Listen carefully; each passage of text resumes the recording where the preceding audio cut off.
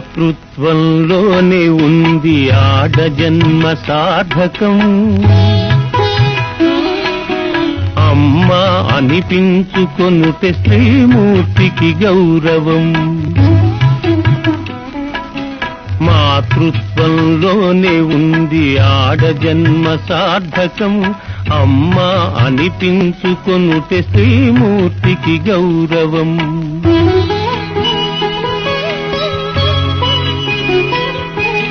స్త్రీ పురుషులు ఒకరినొకరు ప్రేమిస్తారు, సృష్టికి ఒక వింత శోభ కలిగిస్తారు.